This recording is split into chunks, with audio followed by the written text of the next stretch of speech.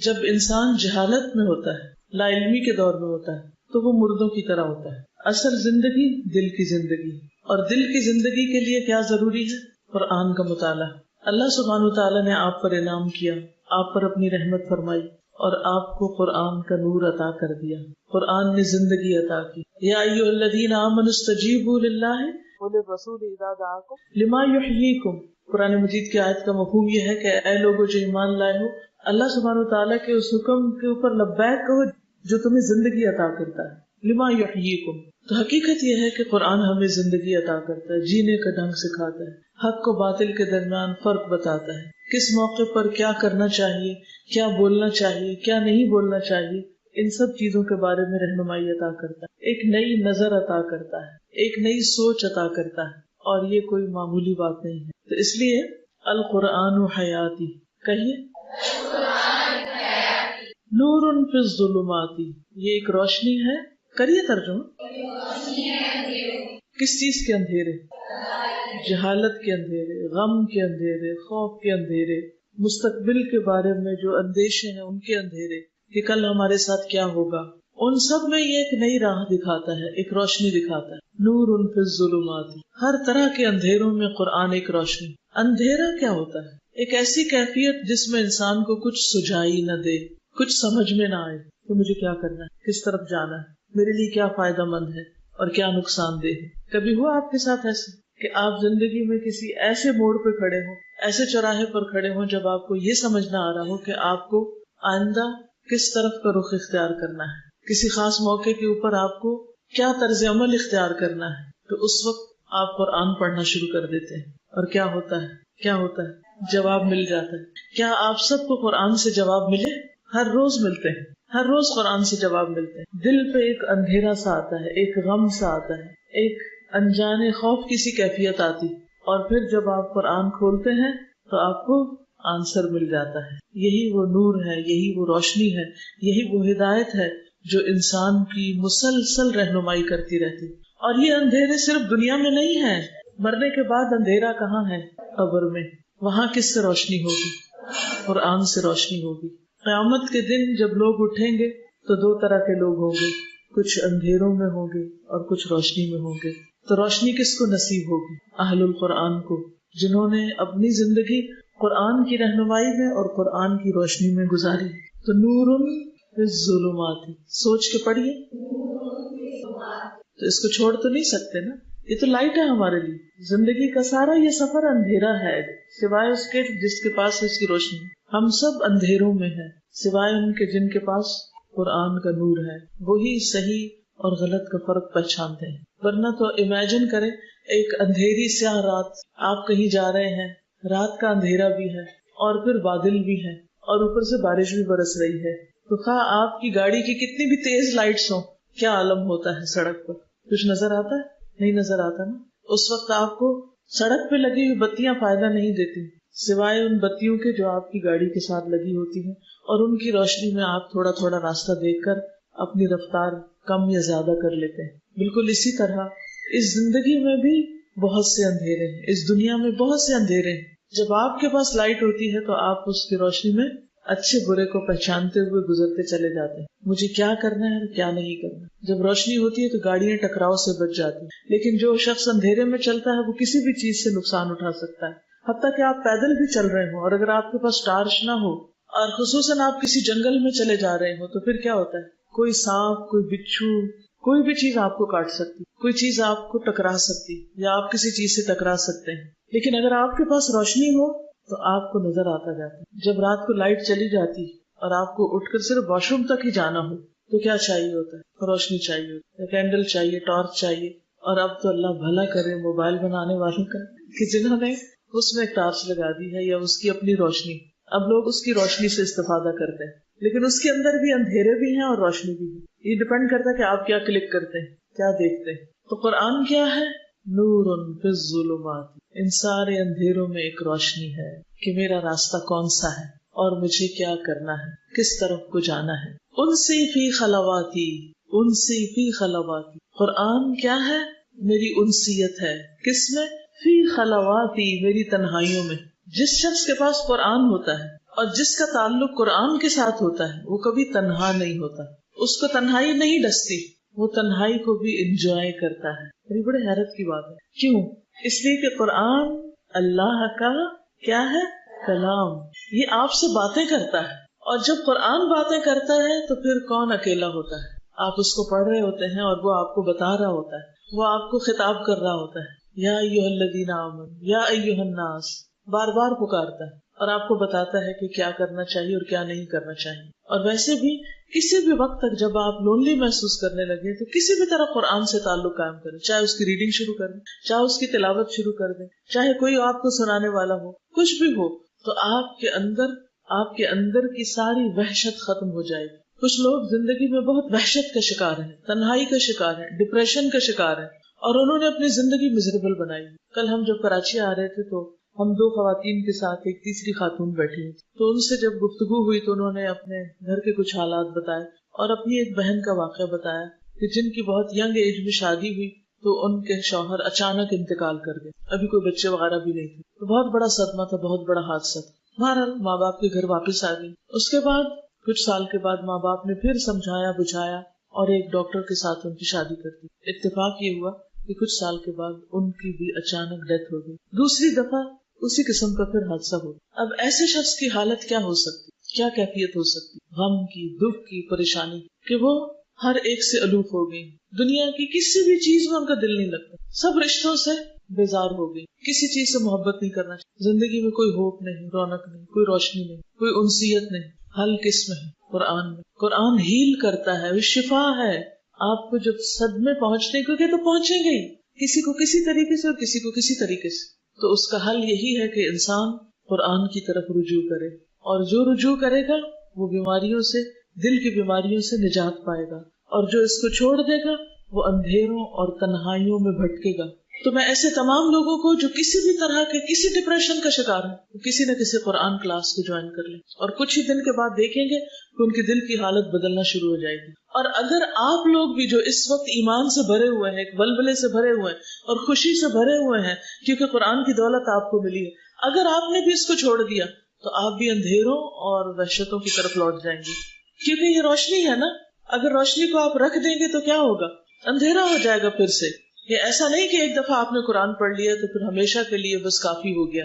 یہ تو دل کی غذا ہے، روح کی غذا ہے، جسے روز انسان کو لیے رکھنا پڑتا ہے۔ یہ تو ہر ایک کی ضرورت ہے، ہر وقت کی ضرورت ہے۔ اس لیے ان سے فی خلواتی، جو شخص اس پریشانی کا شکار ہے کہ مجھے کوئی پوچھتا نہیں، میرا دنیا میں کوئی نہیں، میں تنہا ہوں، میرا کوئی ساتھی نہیں، میرا کوئی دوست نہیں، سب نے مجھے چھوڑ دیا ہے، اسے کیا کرنا چاہیے؟ قرآن کو تھام لینا چاہیے، اور قرآن کی وجہ سے آپ کو ایسے ایسے مخلص دوست اور ساتھی اور ایسے پیارے لوگ ملیں گے کہ آپ کی ساری تنہائیاں دور ہو جائیں۔ یعنی خود قرآن بھی آپ کی تنہائی میں آپ کا دوست ہے، لیکن قرآن کی محبت کی وجہ سے ایسے لوگ آپ کے بہترین دوست ہوں گے جن کو آپ قرآن کی وجہ سے دوست بنائیں گے، کیونکہ آپ جن لوگوں میں بیٹھتے ہیں ان کے اندر کی کیفیات کو بھی جذب کر رہے ہوتے ہیں۔ آپ کو کلاس کے اندر کیوں مزہ آ رہا ہوتا ہے؟ کیونکہ سب انجوائے کر رہے ہوتے ہیں، تو جب سب انجوائے کر رہے ہوتے ہیں تو آپ بھی انجوائے کرنے لگتے ہیں، کیونکہ سب کی وائبز ایک جیسی ایک دوسرے کو آ رہی ہوتی، تو ایک پورا ماحول ہوتا ہے۔ یہی قرآن اگر ہم اکیلے بیٹھ کے پڑھیں تو یہ کیفیت نہیں ہوتی جو ایک مجلس کے اندر ہوتی۔ اسی لیے حدیث میں آتا ہے وَمَجْتَمَعَ قَوْمٌ فِي بَيْتٍ مِّن بُيُوتِ اللَّهِ يَتَدَارَسُونَهُ بَيْنَهُمْ إِلَّا وَنَزَلَتْ عَلَيْهِمُ الرَّحْمَةُ وَحَفَّتْهُمُ الْمَلَائِكَةُ، کہ جب بھی کچھ لوگ اللہ کے گھروں میں سے کسی گھر میں اکٹھے ہوتے ہیں، یتلون کتاب اللہ کی کتاب کی تلاوت کرتے ہیں، وَيَتَدَارَسُونَهُ بَيْنَهُمْ، اور آپس میں ایک دوسرے کو اس کا درس دیتے ہیں، سیکھتے سکھاتے ہیں، ڈسکشن کرتے ہیں، اس میں غور و فکر کرتے ہیں، تدبر کرتے ہیں، مل جل کر پڑھتے ہیں، تو پھر کیا ہوتا ہے؟ ان کو کیا ملتا ہے؟ نزلت علیہم الرحمہ، ان پر رحمت نازل ہوتی، ان پر سکینت طاری ہوتی، فرشتے ان کو گھیر لیتے ہیں، اکٹھے ہو کر ان کو آسمان دنیا تک چھا جاتے ہیں اور ان کو اپنے پروں کے سائے تلے سمیٹ لیتے ہیں، اور پھر جب یہ مجلس ختم ہوتی ہے تو اللہ سبحانہ وتعالیٰ کے پاس جاتے ہیں، اور پھر اس حدیث کے آخر میں آتا ہے کہ جس شخص کا عمل سست ہوا اس کا حسب نسب اور اس کا خاندان اس کو آگے نہیں بڑھا سکتا، یعنی پھر وہ ساتھ ساتھ عمل کرنے والے بھی ہوتے ہیں۔ اور وہ حدیث تو آپ نے سنی رکھی ہوگی کہ جس میں آتا ہے کہ تم میں سے کیا کوئی شخص چاہتا ہے کہ ہر روز صبح بطحان اور عقیق جائے اور 2 موٹی تازی اونٹنیاں بغیر کسی قطع رحمی اور ظلم کے لے آئے. آپ نے یہ بتا کر، اور اتفاق یہ کہ اس دفعہ مدینہ میں، ابھی میں عمرہ سے واپس آ رہی ہوں اللہ کے فضل سے، تو مدینہ میں مجھے بتھان اور عقیق دونوں جگہ جانے کا اتفاق ہوا، کیونکہ یہ نام تو سن رکھے تھے لیکن مجھے پتہ نہیں تھا کہ یہ ہیں کہاں. جب بھی یہ بتھان اور عقیق آتا تھا نا لفظ، تو میں سمجھتی تھی کہ ایک یہاں ہے اور ایک یہاں، ساتھ ساتھ 2 چیزیں، لیکن وہ تو ایک طرف نکلی مدینہ کی اور دوسری طرف نکلی، اور اتنی وسیع جگہ. تو ان وادیوں میں ظاہر ہے کہ مختلف طرح کی ایکٹیویٹیز ہوتی تھی. وہاں پر اونٹوں کی منڈیاں لگتی ہوں گی، وہاں بہترین قسم کے سوداگر ہوتے ہوں گے. تو وہاں سے فری میں، مفت میں جا کر کوئی لے آئے. تو آپ نے فرمایا کہ اس سے بہتر ہے کہ تم میں سے کوئی شخص مسجد میں آئے اور اللہ کی کتاب کی 2 آیتیں پڑھے. 2 آیتیں پڑھے یا پڑھائے، سیکھے سکھائے.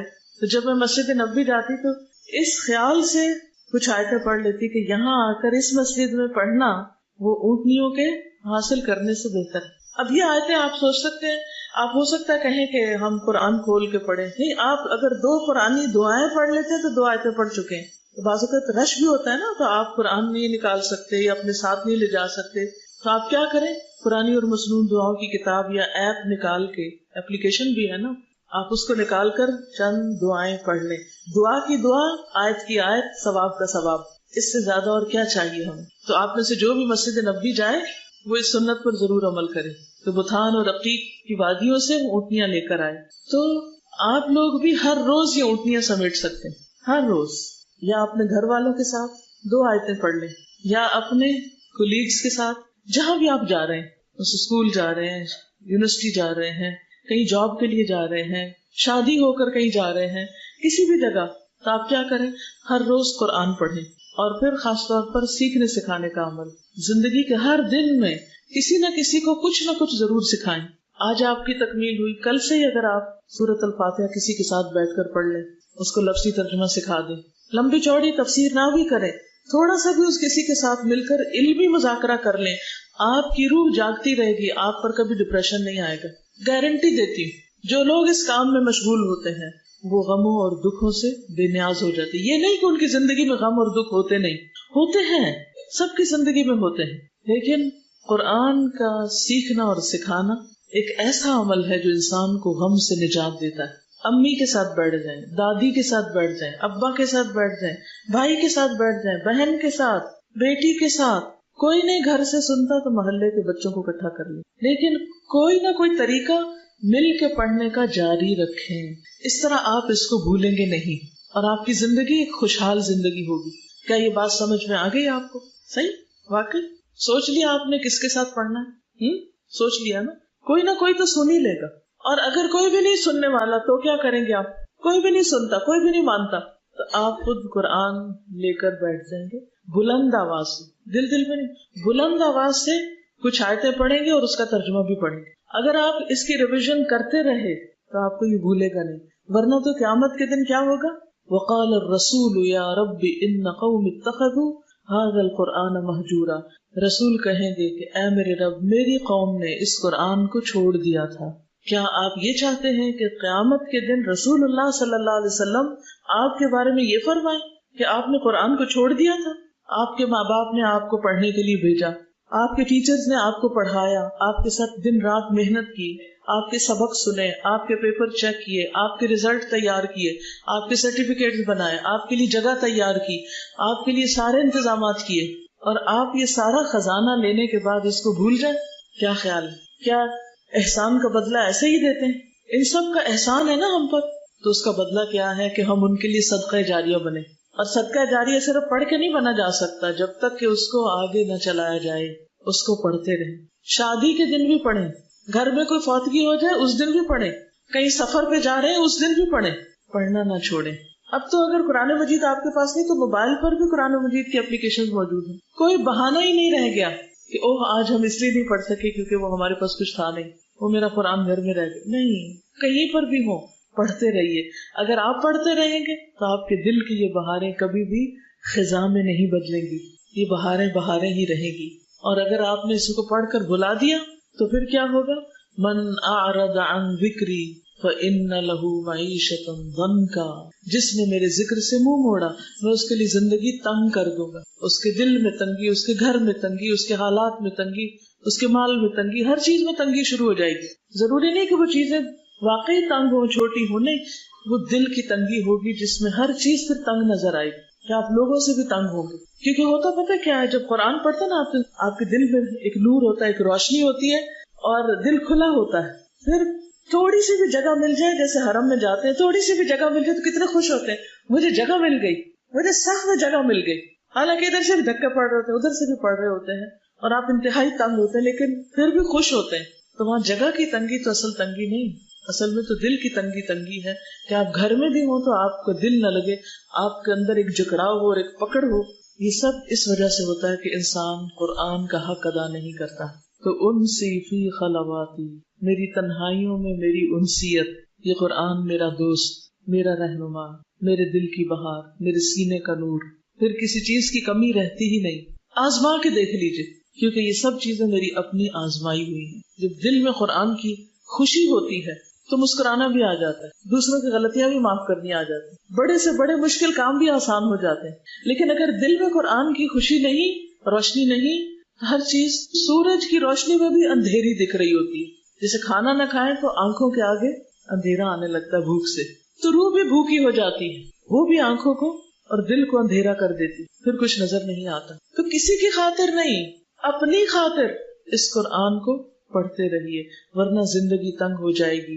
وَنَحْشُرُهُ يَوْمَ الْقِيَامَةِ أَعْمَى، اور قیامت کے دن ہم اس کو اندھا اٹھائیں گے. قَالَ رَبِّ لِمَ حَشَرْتَنِي أَعْمَى، انسان کہے گا یا رب مجھے اندھا کیوں اٹھایا؟ قَالَ كَذَلِكَ أَتَتْكَ آيَاتُنَا فَنَسِيتَهَا. اللہ تعالیٰ فرمائے گا ہماری آیات تمہارے پاس آئی تھی، تم نے ان کو بھلا دیا ان کو.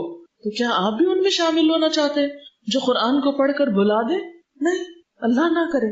تو اس کو یاد رکھنے کے طریقے معلوم ہونے چاہیے. اور یاد رکھیے کہ اکیلے اس پر جمنا اور اس پہ چلنا مشکل ہوتا ہے. کوئی نہ کوئی اپنا بڈی بنا لے، کوئی نہ کوئی اپنے ساتھ ملا لے، کسی گروپ کو جوائن کر لے، کچھ کر لیں، اور باہر نہیں تو اندر گھر میں اپنے بچوں کے ساتھ گروپ بنا لے.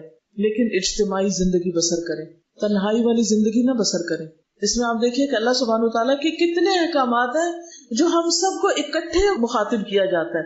یا ایھا الذین آمنو، کون سا صیغہ ہے؟ آمنو جمع کا صیغہ ہے نا، تو سب اس میں شامل ہو جاتے ہیں. کتب علیکم الصیام ایاک نعبد و ایاک نستعین، ہر جگہ اکٹھے ہیں ہم، تو دین کا کام بھی اکٹھے ہو کر مل جل کر کیجئے. اگر آپ تنہا ہو جائیں گے تو وقت کے ساتھ آپ ختم ہو جائیں گے، آپ کا کام بھی ختم ہو جائے گا. لیکن اگر آپ کے ساتھ آپ کے ساتھی ہیں، آپ کے دوست ہیں، تو وہ آپ کے مرنے کے بعد بھی آپ کے لیے صدقہ جاریہ بنے رہیں گے. اس لیے اس کو چھوڑنا نہیں. نور فی الظلمات انسی فی خلواتی یا سعدی و ہنائی. یا سعدی، اے میری خوش نصیبی. یہ خوش نصیبی کس چیز سے ہے؟ قرآن سے. حدیث میں آتا ہے ان اللہ لیرفع بہذا الکتاب اقواما وَيَدَعُ بِهِ آخَرِينَ، اللہ اس کتاب کے ذریعے کچھ قوموں کو، کچھ لوگوں کو بلندی عطا کرتا ہے. آپ کی عزت، آپ کی بلندی، آپ کا ذکر خیر آسمانوں میں کس وجہ سے؟ اس کتاب کی وجہ سے.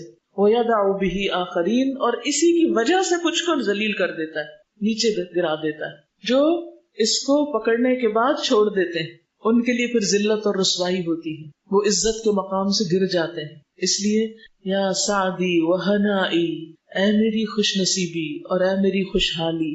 ہنا عمدہ زندگی، خوشحال زندگی، یعنی اس قرآن کی وجہ سے میری زندگی میں خوبصورتی ہے، خوشحالی ہے، امن اور سکون ہے. کیونکہ اللہ کا وعدہ ہے کہ جو ایمان لائیں گے اور عمل صالح کریں گے فَلَنُحْيِيَنَّهُ حَيَاةً طَيِّبَةً، ہم اس کو عمدہ زندگی بسر کروائیں گے. یعنی دنیا میں بھی اس کے لیے بہت سی انجوائمنٹ ہوگی، دنیا میں بھی بہت سی رحمتیں ہوں گی. القرآن حیاتی، قرآن میری زندگی ہے. اس کے بغیر تو زندہ رہنے کا تصور بھی نہیں کیا جا سکتا، سوچا بھی نہیں جا سکتا. اس کے بغیر تو زندگی نہیں. سوچئے کہ آپ کے دل کے ساتھ ایسا ہے، کیا ایسا عزم اور ارادہ ہے آپ کے اندر کہ یہی میری زندگی ہے، یہی میرا سب کچھ ہے، اور اس سے بڑھ کر بھی بہترین کوئی چیز ہے تو مجھے بتا دیجیے. اس سے اچھا کیا ہے دنیا میں؟ بتائیے مجھے. کوئی عہدہ، کوئی حکومت، کوئی منصب، کوئی مال و دولت، کوئی شہرت، کوئی چیز، کچھ بھی نہیں. هو خیر مما یجمعون، یہ بہتر ہے ہر اس چیز سے جسے لوگ جمع کر رہے ہیں، اکٹھا کر رہے ہیں. مال و دولت، زیورات اور پیسوں کے ڈھیر، اور سواریاں اور گھر اور کپڑے اور لباس اور ڈیزائنرز کے بیگ اور جوتے، ان سب چیزوں سے بہتر ہے یہ قرآن. اس کو نہیں چھوڑنا، اس کا پڑھنا نہیں چھوڑنا، اس کا سمجھنا نہیں چھوڑنا، اس کا پڑھانا نہیں چھوڑنا، اس کو آگے پھیلانا نہیں چھوڑنا، کیونکہ یہی ذریعہ نجات ہے. پڑھیے اس شعر کو دوبارہ کہیے. القرآن حیاتی نور ملأ القلب. نور ایسا نور ہے، ملأ جس نے بھر دیا، القلب دل کو. آپ کو یہ فلفلمنٹ محسوس ہوتی کہ کچھ چیز ہے جو بھر گئی اندر، دل بھر گیا، یعنی ایک سینس آف اچیومنٹ ہے کہ کچھ حاصل کیا ہے. یہ نور دل میں بھر گیا. ففاض تو وہ چھلک پڑا، بحب کتاب اللہ، اللہ کی کتاب کی محبت سے.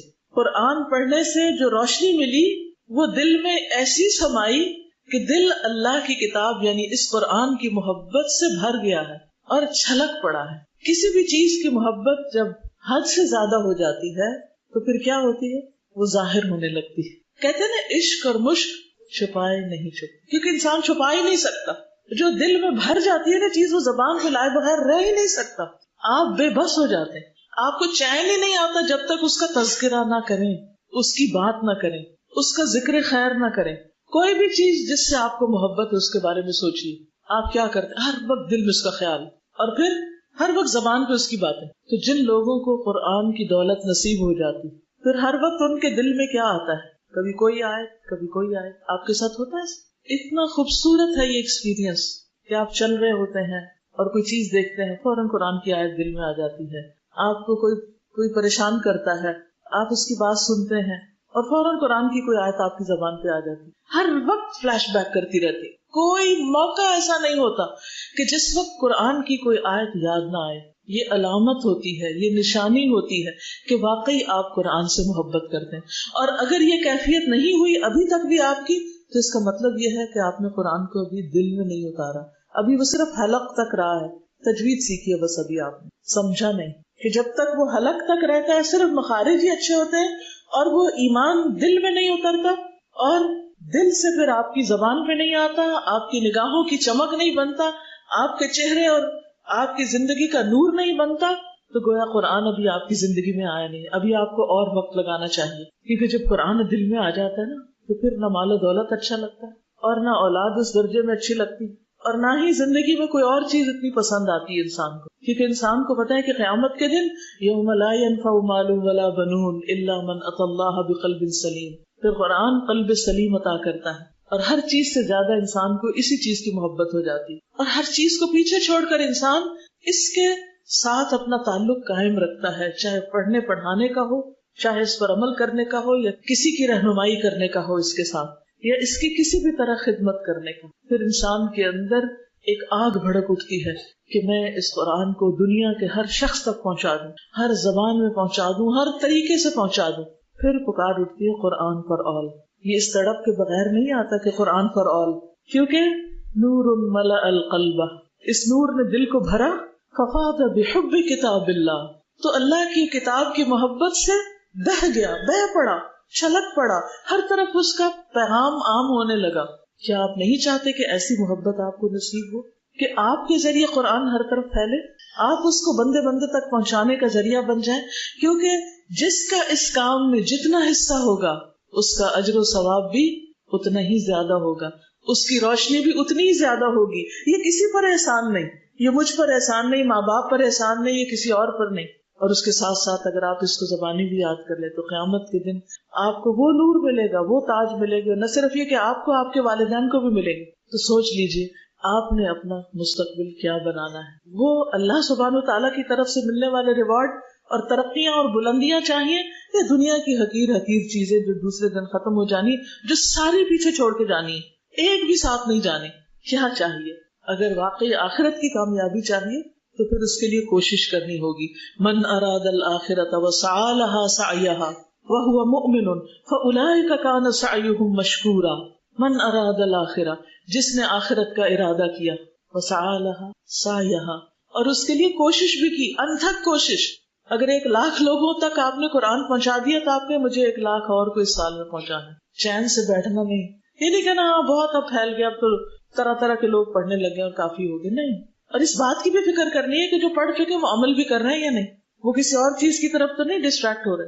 تو نور ملأ القلب ففاض بحب کتاب اللہ اشرق دربی بالقرآن، اشرق چمک اٹھا، دربی میرا راستہ، بالقرآن قرآن کے ساتھ، یعنی میری زندگی کا یہ راستہ صراط مستقیم قرآن کی وجہ سے روشن ہو گیا ہے، مجھے اپنی زندگی کا مقصد مل گیا ہے، مجھے اپنا گول نظر آنے لگا ہے کہ کہاں تک پہنچنا ہے، کیا اچیو کرنا ہے، مجھے اپنی منزل نظر آنے لگی ہے کہ اب مجھے اپنی زندگی کو کس طرح استعمال کرنا ہے، کس کام میں لگانا ہے، مجھے پتا چل گیا کیا کرنا ہے اور کیا نہیں کرنا، مجھے راستے کے نشان نظر آنے لگ گئے ہیں۔ فشکرن یا ربا، تو شکر ہے اے میرے رب، شکرن یا ربا، شکر ہے اے رب، اے رب تیرا بہت ہی شکر کہ تو نے مجھے قرآن کے ذریعے منزل دی، روشنی دی۔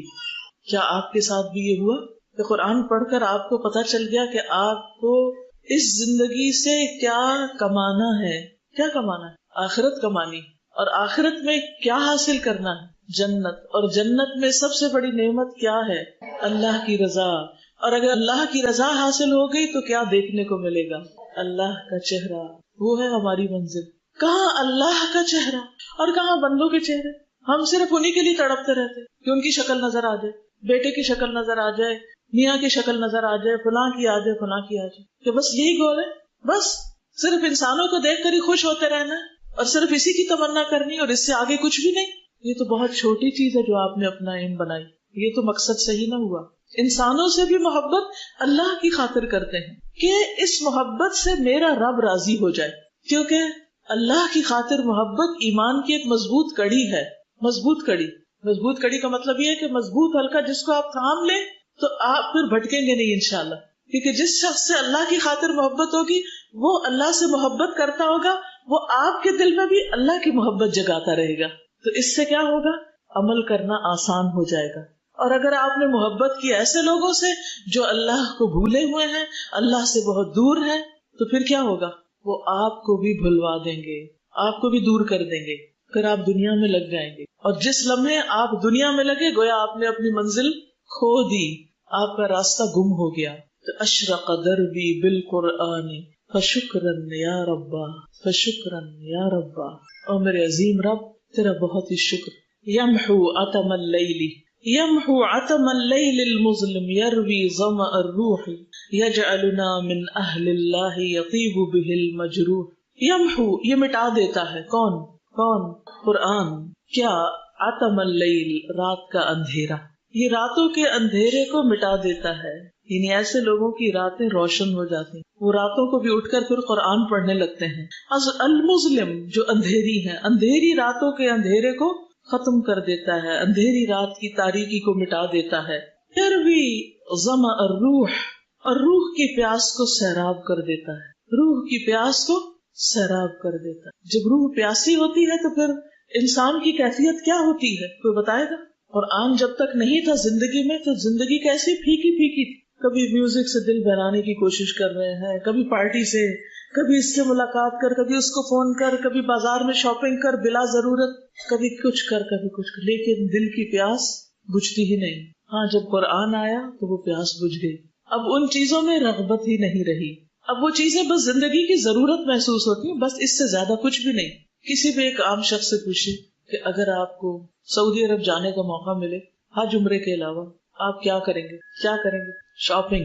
اس دفعہ میں تقریباً 20-21 دن رہی ہوں وہاں پر، 20-21 دن، سوائے بک سٹورز کے میں ایک بھی دکان میں نہیں۔ میری بیٹی مجھ سے کہتی رہی کہ ایک دفعہ آپ چل کے دیکھیں تو صحیح، ہو سکتا ہے کوئی چیز آپ کی ضرورت کی ہوگی۔ میں نے کہا فی الحال تو مجھے کہیں کوئی ضرورت محسوس نہیں ہوتی، میرے پاس زندگی کی ساری بنیادی ضرورتیں موجود ہیں، مجھے اپنا سامان نہیں بڑھانا، مجھے نہیں چاہیے کچھ۔ جب اللہ تعالیٰ اپنی خاص مدد کے ذریعے میری ساری ضرورتیں پوری کرتا ہے تو میں کیوں جاؤں بازار، کیا خریدنے جاؤں؟ چاہیے ہی نہیں کچھ۔ اور کتابوں کی دکانوں پر آپ لوگوں کو ذہن میں رکھ کے نئی نئی کتابیں دیکھتی رہی کہ اچھا عقیدہ واسطیہ اور مقاعد الشیطان کے بعد اب آگے کیا پڑھانا ہے اور کس طرح سیراب کیا جا سکتا ہے پیاسی روحوں۔ اور اللہ سبحانہ وتعالیٰ نے اور نئے نئے تحفے مجھے عطا کیے، خوبصورت کتابیں مجھے دکھائیں، ایسے مددگار لوگ عطا کیے کہ جنہوں نے میری رہنمائی کی کہ اب نیا کیا آ چکا ہے۔ تو انسان کی سوچ، انسان کی طلب، انسان کی تڑپ، انسان کا رخ ہی بدل جاتا ہے، کیونکہ اس کی خوشی، وہ خوشی جو اس کو قرآن اور قرآنی علوم کے اندر ملی ہے، وہ دنیا کے نہ بیسٹ پرفیومز میں ہے، نہ بیسٹ جیولری میں ہے، نہ بیسٹ ڈیزائنر کلوتھز میں ہے، کسی چیز میں بھی نہیں ہے ہی نہیں. کیونکہ دنیا کی جتنی بھی چیزیں جب وہ پہن لیتے ہیں تھوڑی دیر کے بعد کیا ہوتا ہے، بور ہو جاتے ہیں. قرآن سے کوئی بور نہیں ہوتا، ہمیشہ آپ کو نئی نئی چیزیں دکھاتا ہے. اس دفعہ جب میں مسجد نبوی میں تھی تو جمعے کا خطبہ ہو رہا تھا، تو اس میں امام صاحب نے قاری حذیفی نے جمعہ پڑھایا، بہت ہی اچھا لگ رہا تھا. میں تھوڑی دیر پہ مسجد نبوی میں ہوتی، تھوڑی دیر میں آپ کی کلاسز میں آتی، پھر ادھر پھر ادھر پھر ادھر. میں نے کہا ان کو کیا خبر کہ ان کی تجوید جو ہے وہ کس کس کو فائدہ دے رہی. میرے شوہر اور بیٹے کو الحمدللہ موقع ملا کہ قاری حذیفی سے ملاقات کریں، تو تقریباً 45 منٹ کی ملاقات ہوئی، اور ان کو سارا بریف کیا انہوں نے کہ کس طرح آپ کی جو کیسٹس ہیں وہ ہماری کلاسز میں چلتی ہیں، کس طرح آپ کی بہت سی شاگرد ہیں جن کی آپ کو خبر بھی نہیں. تو انہوں نے بہت دعائیں دی اور بہت خوش ہوئے. تو یہ اللہ سبحانہ وتعالیٰ کی رحمت ہوتی ہے کہ انسان کو نیک لوگوں سے ملاقات کا شرف حاصل ہے، کیونکہ وہ لوگ عورتوں کو نہیں ملتے، تو اس لیے مجھے یہ شرف نہیں مل سکا. وہ نماز کے بعد الحمدللہ اللہ ان کو جزائے خیر دے جنہوں نے اس ملاقات کا انتظام کیا. وہ مسجد نبی کے جو آگے امام کی جگہ اس کے قریب ہی ایک کمرہ ہوتا ہے، تو وہاں پر سب لوگوں کو دعوت کی اور پھر سب ان کے ساتھ بیٹھے اور گفتگو ہوئی. تو امام صاحب جب جمعے کے خطبے میں یہ آیت پڑھ رہے تھے، ان الذین قالوا ربنا اللہ ثم استقاموا فلا خوف علیہم ولا هم يحزنون. مجھے لگا جیسے یہ آیت آج نازل ہوئی کہ جو لوگ ایمان لاتے ہیں، جنہوں نے کہا کہ اللہ ہمارا رب، پھر وہ اس پہ جم جاتے، ان کے لیے کوئی خوف نہیں رہتا، کوئی غم نہیں رہتا، اور ان کے لیے جنت ہے. یہ سورۃ الاحقاف کی آیت نمبر 13 ہے. ان الذین قالوا ربنا اللہ ثم استقاموا فلا خوف علیہم ولا هم يحزنون. بے شک وہ لوگ جنہوں نے کہا کہ اللہ ہمارا رب ہے، پھر وہ اس پہ جم گئے. یعنی آپ لوگ قرآن پڑھنے کے بعد اس راستے پر جم گئے.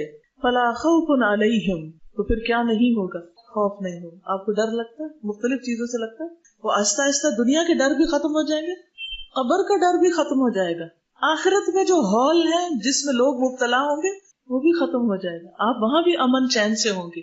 ولا هم يحزنون، ان کی زندگی میں غم نہیں ہوگا، غم بھی نکل جائیں گے. یہ سارے غم آتے ہی اس وجہ سے ہیں کہ ہم قرآن کو چھوڑ دیتے ہیں. اولئک اصحاب الجنہ، اس استقامت کا بدلہ کیا ہے؟ یہ جنت والے لوگ ہیں. خالدین فیہا، اس میں ہمیشہ رہنے والے.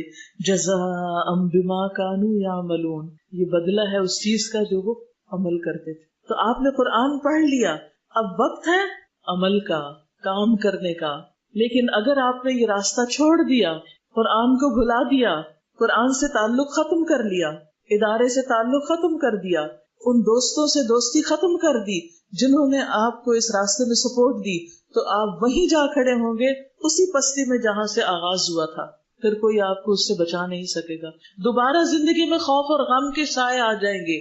یاد رکھیے اس کا حل صرف اور صرف یہ ہے کہ انسان اس کو مضبوط تھام لے. والذین یمسکون بالکتاب، والذین یمسکون بالکتاب، جو لوگ کتاب کو مضبوط پکڑتے ہیں، واقاموا الصلاۃ، اور نماز قائم کرتے ہیں، وآتوا الزکاۃ، زکات دیتے ہیں. انا لا نضیع اجر المصلحین، ہم مصلحین کا، اصلاح کرنے والوں کا اجر ضائع نہیں کریں گے. تو آپ نے اصلاح کرنی ہے اپنی بھی اور کس کی؟ معاشرے کی بھی، اپنے گھروں کی بھی. تو آپ کا اجر ضائع نہیں ہوگا. لیکن اگر آپ نے اس کتاب کو چھوڑ دیا تو پھر یہ ریوارڈ آپ کے لیے نہیں. تو اللہ نہ کرے کہ ہم ان لوگوں میں ہوں جو قرآن پڑھ کے بھلا دیتے ہیں اور قیامت کے دن پھر اندھے اٹھائے جاتے ہیں. تو یہ کتاب ایسی ہے جس نے اندھیری رات کے اندھیروں کو، تاریکی کو ختم کیا. یروی ظمأ الروح، جو روح کی پیاس کو سیراب کر دیتا ہے. یجعلنا من اہل اللہ، یہ ہمیں اہل اللہ میں شمار کرتا ہے. اس کتاب نے ہمیں کس میں شامل کر دیا؟ اہل اللہ.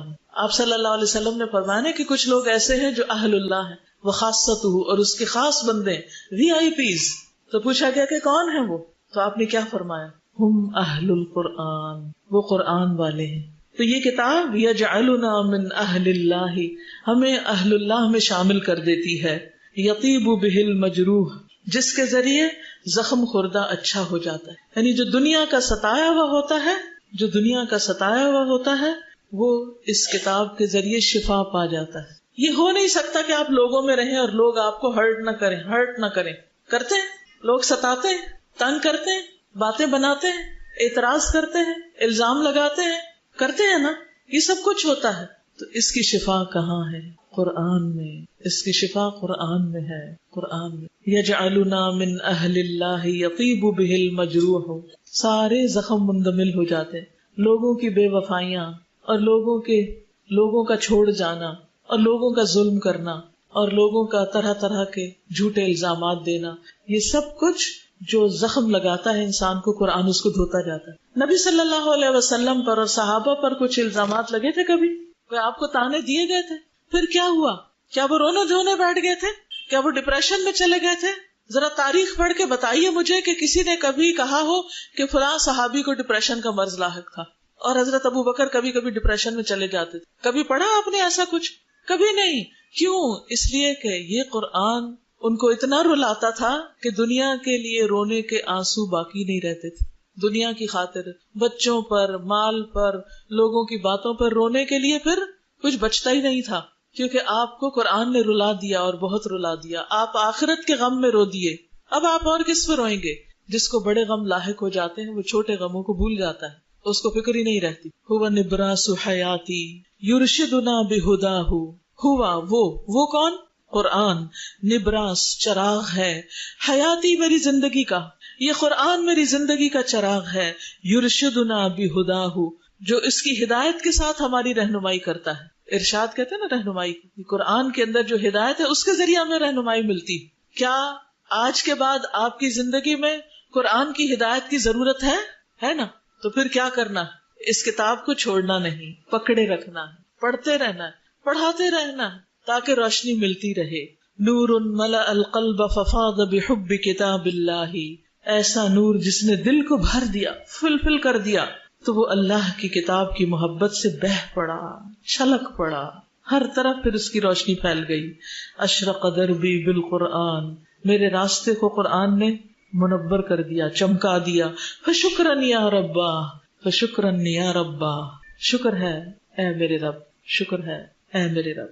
یا رب، اے رب. اب آخر میں دعا دیتے ہیں. فکافئ من انشأ للتحفیظ سروح ہی دور للنور وفیہا اثر طہر یفوح. اے میرے رب، فکافئ، تو بدلہ دے، جزا دے، کافی ہو جا. کس کو؟ من انشأ، جس نے تعمیر کیا، بنایا، للتحفیظ، حفظ کرنے کے لیے، سروح، محل کو، اس عمارت کو، یعنی جس نے یہ بلڈنگ بنائی، اس بلڈنگ کا انتظام کیا کہ لوگ یہاں قرآن پڑھیں، اس کو یاد کریں. ایک حفظ تو قرآن کے الفاظ کا ہوتا ہے اور آپ نے اس کا ترجمہ حفظ کیا ہے، اس کو یاد کیا ہے، اس کو پڑھا ہے، سمجھا ہے. تو اب وہ دعا دے رہے ہیں کہ یا اللہ، جن لوگوں نے یہ سارا کچھ بنایا، یہ بلڈنگ بنائی، یہ لائٹیں لگائی، یہ پنکھے لگائے، یہ صفائی کا انتظام کیا، اس کی ڈیکوریشن کی، یا رب ان کو کافی بدلہ عطا کر، اتنا کہ جو ان کو کافی ہو جائے، پورا. اور یہ حق ہے نا کہ جو ہمارے لیے یہ فیسلٹیز دیتا ہے اس کو دعاؤں میں یاد رکھا جائے، جو ہمیں فیسیلیٹیٹ کرتا ہے. کیونکہ عام طور پر ہمیں صرف ایڈمن سے شکایتیں ہی ہوتی، ہر وقت ان کے بارے میں ہم کچھ نہ کچھ بولتے ہی رہتے ہیں کہ کچھ نہیں کرتے، یہ نہیں ہے، وہ نہیں ہے، یہ کیا ہو گیا، وہ کیا ہو گیا. لیکن یہاں پر ان کا شکریہ ادا کیا جا رہا ہے کہ اللہ کا شکر ہے جنہوں نے یہ ساری مینجمنٹ کی، یہ سارے پروگرام بنائے، ان کو ایڈورٹائز کیا، لوگوں کو بلایا، انٹرویو کیے، کلاسز لی، ٹائم ٹیبل بنائے، سبق سنے، اور کیا کیا محنتیں نہیں کی. تب ہم اس قابل ہوئے کہ ہم قرآن کو سمجھیں، اور تراویح میں جب امام صاحب پڑھیں تو ہم پیچھے سن کے روئیں، کیونکہ جن کو سمجھ نہیں آتی وہ رو بھی نہیں سکتے. یہ دور للنور، یہ مکانات ہیں روشنی کے، یہاں روشنیاں ہیں، یہ بلڈنگز روشنیوں والی ہیں، لائٹ ہاؤسز ہیں، ایسا ہی ہے نا، یہاں سے روشنیاں بڑھتی ہیں. وفیہا عطر الطہر، یہاں پاکیزگی کے پرفیومز ہیں، عطر ہیں، خوشبوئیں ہیں. یفوہ، جو ہر طرف پھیلتی ہیں، یعنی انسان میلا گندا آتا ہے اندر، قرآن ہمیں صاف کرتا ہے، خوشبو لگاتا ہے، اور پھر ہم باہر نکل کے پاکیزہ باتیں کرنے لگتے ہیں، غیبت چھوڑ دیتے ہیں، دوسروں کے اوپر جھوٹے الزام لگانا چھوڑ دیتے ہیں، اچھی باتیں کرنے لگتے ہیں. ہماری زندگی میں پاکیزگی آنے لگتی ہے، دل میں آنے لگتی ہے، زبان پہ آنے لگتی ہے، مسواک کی عادت ہو جاتی ہے، نگاہوں میں پاکیزگی آنے لگتی ہے، فحش تصویریں دیکھنا اور فحش موویز دیکھنا چھوٹ جاتا ہے، کانوں سے فحش باتیں اچھی نہیں لگتی، نیکی کے راستے پر انسان چلنے لگتا ہے. تو ہی دور للنور، یہاں سے روشنیاں عام ہوتی ہیں، یہ روشنیوں کے گھر ہیں، یہاں سے عطر لگایا جاتا ہے جس کی خوشبو ہر طرف پھیل جاتی ہے.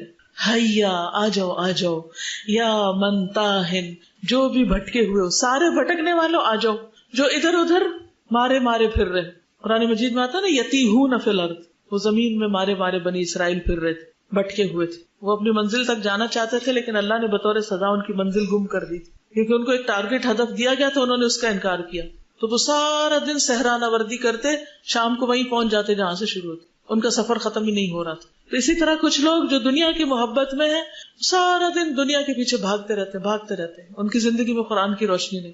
نتیجہ کیا ہوتا ہے کہ جہاں سے چلتے وہیں آ کھڑے ہوتے، وہ خوشیوں کو پانے کے لیے دنیا کے پیچھے بھاگ رہے تھے، خوشیاں ان سے اور دور چلی گئیں، وہ پھر وہیں آ کھڑے ہوئے جہاں سے چلے تھے۔ یا حیا یا من تاہن فالقرآن نجاح، قرآن کامیابی ہے، قرآن سکسیس کا ذریعہ ہے۔ تم کس چیز سے کامیابیاں حاصل کر رہے؟ لوگ ہزاروں ڈالر دے کر کامیابی حاصل کرنے کے کورسز کرتے ہیں، پرسنل ڈیولپمنٹ کے کورسز ہوتے ہیں اور سکلز کو انہانس کرنے کے کورسز ہوتے ہیں، لیکن قرآن سے تعلق نہیں ہوتا۔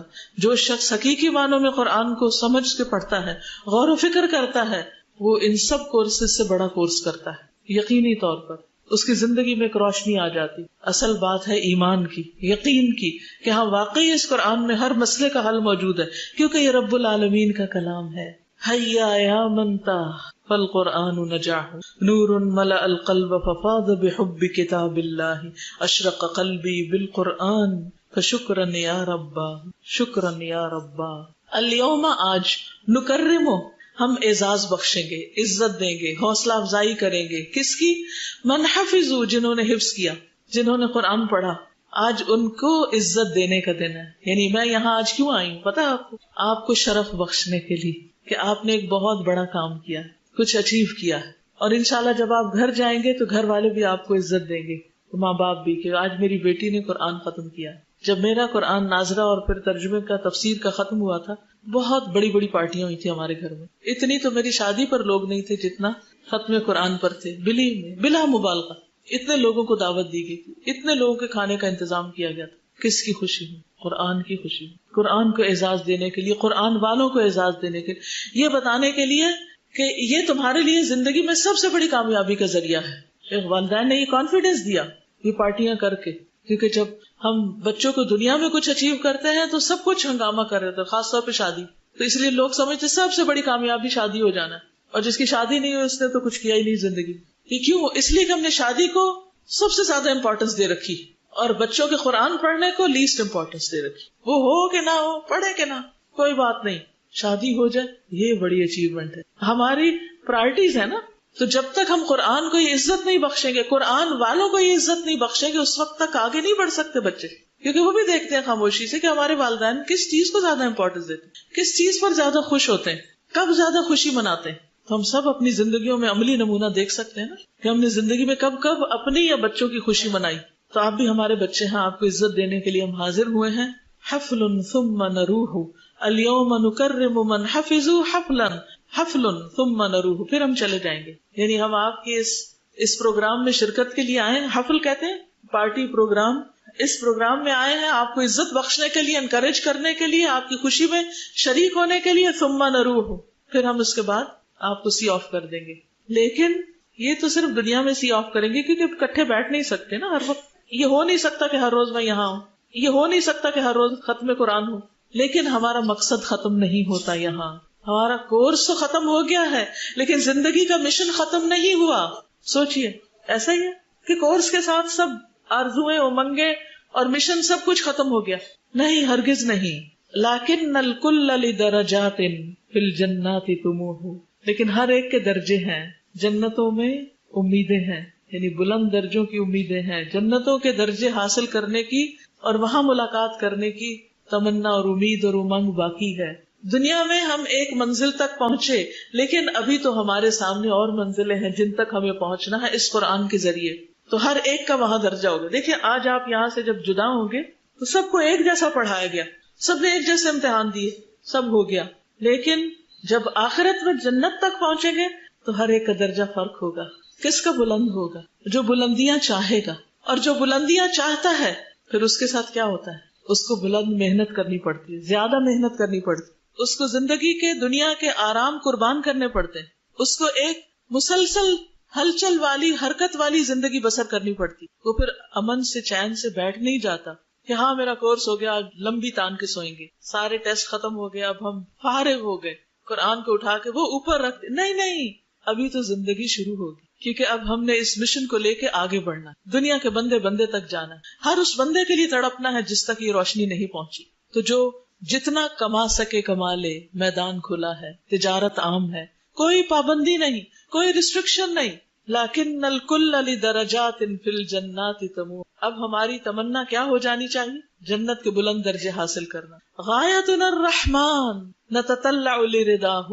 ہماری منزل رحمان ہے، اللہ کی رضا ہے، ہم وہاں تک پہنچنا چاہتے ہیں. قرآن پڑھنے کا مقصد ایک سرٹیفکیٹ حاصل کرنا نہیں تھا، قرآن پڑھنے کا مقصد رحمان کو پانا تھا، اللہ کی تلاش تھی، اس کی رضا کی تلاش تھی. اب اس کا راستہ مل گیا، اب اس تک پہنچنا ہے. اب ایسا تو نہیں نا کہ آپ مثلاً آج آ رہے تھے اور خواتین کلب کا راستہ ڈھونڈ رہے تھے، جب راستہ ملا یہاں تک دروازے تک پہنچے تو واپس چلے گئے. نہیں، اب تو آپ کو اندر آنا ہے. اسی طرح قرآن کے ذریعے ہمیں رب کی معرفت نصیب ہوئی، اب ہم نے اس تک پہنچنا ہے، اس کی رضا تک پہنچنا ہے. اس مقصد کو لے کر ہم نکلیں گے انشاءاللہ، اور اس مقصد کے ساتھ اختتام کریں گے، اور اس مقصد کے ساتھ ہم جئیں گے اور مریں گے، تاکہ جب ہم اٹھیں قیامت کے دن، اس حشر کے دن جس کی مدت 50,000 سال ہے، تو ہمیں اللہ کے عرش کے سائے تلے جگہ نصیب ہو، وہاں پر ہم ملاقات کریں. لیکن صرف وہی کر سکیں گے جو اس کے ساتھ جڑے رہیں گے، اس پر قائم رہیں گے. اگر آپ نے اس کو چھوڑ دیا تو یہ آپ کو چھوڑ دے گا اور پھر راستہ گم ہو جائے گا. تو اگر آپ چاہتے ہیں کہ آپ کو راستہ ملا رہے تو اس کے لیے کچھ کریں، جان سے اور مال سے اس مشن میں شریک ہوں. کہیں پر بھی چلے جائیں دنیا میں، وہیں پر روشنیاں کر دیں. مجھے اتنی خوشی ہوتی ہے اس وقت جب میں کوئی ای میل پڑھتی ہوں، کوئی خط پڑھتی ہوں، جہاں مجھے دنیا کے کسی دور دراز گوشے سے خط آتا ہے کہ میں آپ کی اسٹوڈنٹ ہوں، فلاں جزیرے میں رہتی ہوں، یہاں ایک چھوٹی سی قرآن کلاس کرتی. دل باغ باغ ہو جاتا ہے کہ یہ ہیں وہ لوگ جو مشن کو آگے لے کر بڑھ رہے ہیں. ہم ان